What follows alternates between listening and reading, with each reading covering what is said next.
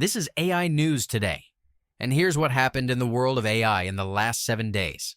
Let's kick things off with some pretty wild stuff happening in China. Picture this.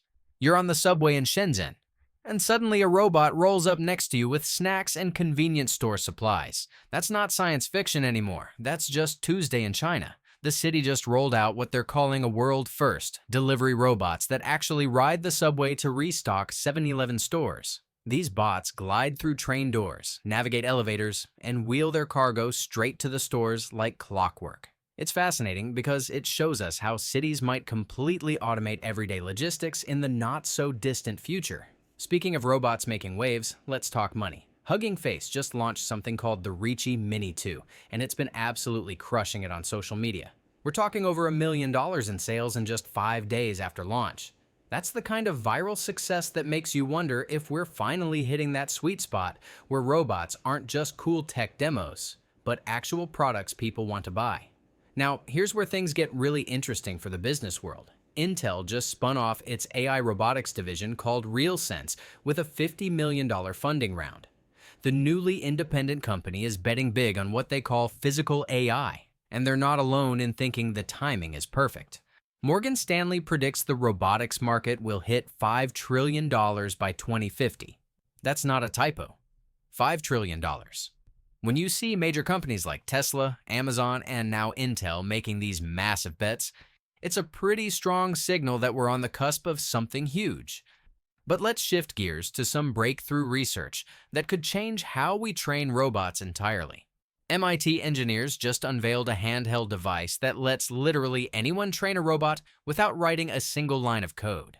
You can control robots remotely, physically guide them through motions, or just demonstrate a task while the robot watches and learns. This is massive because it could finally bring robots out of specialized factory settings and into homes and small businesses where people don't have computer science degrees. Moving from robots to something equally exciting, OpenAI just dropped what might be their most impressive release since ChatGPT itself. It's called ChatGPT Agent, and honestly, it feels like we just jumped ahead 2 years in AI development. This thing seamlessly blends thinking and action in ways we haven't seen before. You can ask it to analyze a wedding invitation, suggest outfits, brainstorm gift ideas, and actually book your hotel, all in one conversation. It can generate slideshows complete with charts and visuals, and here's the wild part. It'll even critique its own work and fix slides that aren't up to par. The technical scores are pretty impressive too. On something called Humanity's Last Exam, which is notoriously difficult, ChatGPT Agent scored 41.6 points, beating their previous best model by 15 points. But here's the thing. With great power comes great responsibility. And OpenAI admits their safety systems aren't foolproof yet. They're warning people to use it with caution, especially when it comes to potentially malicious websites. Now let's talk about what might be the biggest funding story of the year. Mira Murati, OpenAI's former CTO, just closed a historic $2 billion seed round for her new startup Thinking Machines Lab. The company is now valued at $12 billion before they've even released their first product. That's unprecedented.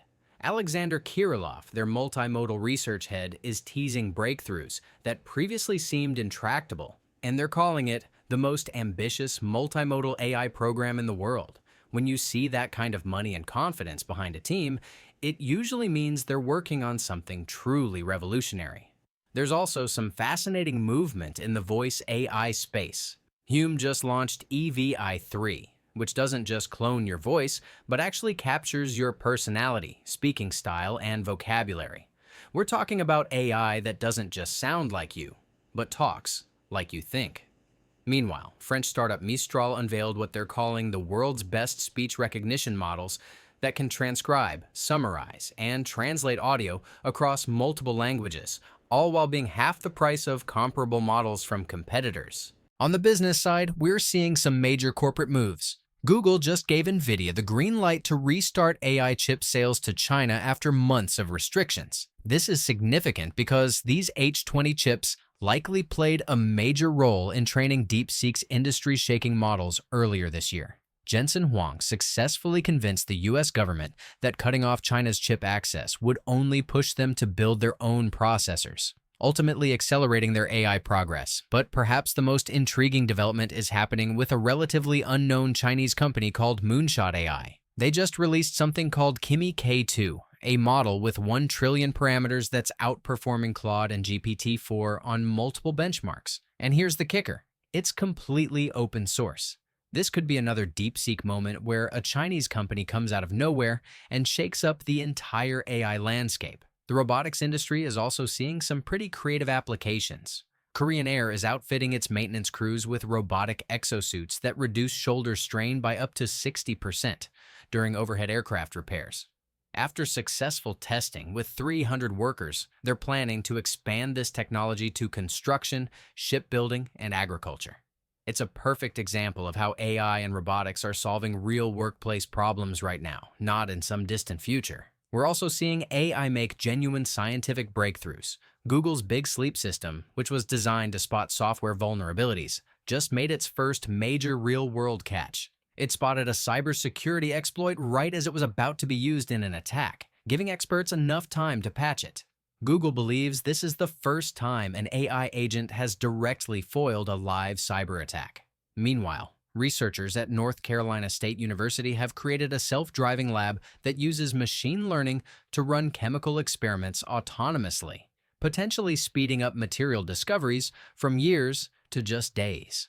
Looking at the broader trend, research from Mira suggests AI models are doubling the length of tasks they can handle, roughly every 7 months. But new analysis shows this might actually be accelerating, with a median doubling time of just 4.5 months across 9 different benchmarks covering everything from self-driving to scientific reasoning. There's also a fascinating cultural shift happening.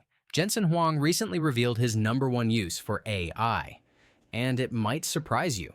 Research and tutoring. He uses AI to become better informed in fields he's new to. And Google's Notebook LM just launched expert-curated notebooks covering everything from science-backed parenting advice to longevity research to Shakespeare analysis. It's making high-quality expert knowledge accessible to anyone with curiosity. Finally, let's talk about the app-building revolution. Replit just jumped from $10 million to $100 million in annual recurring revenue in less than 6 months. Their CEO, Amjad Masad, shared a great example of this transformation. Instead of a skincare company paying $150,000 for optimization software, someone there built their own version with Replit for just $400, then sold it to their boss for $32,000. That's the power of AI democratizing software creation. That's it for today. Make sure to like, subscribe, or follow, and see you tomorrow for more AI news.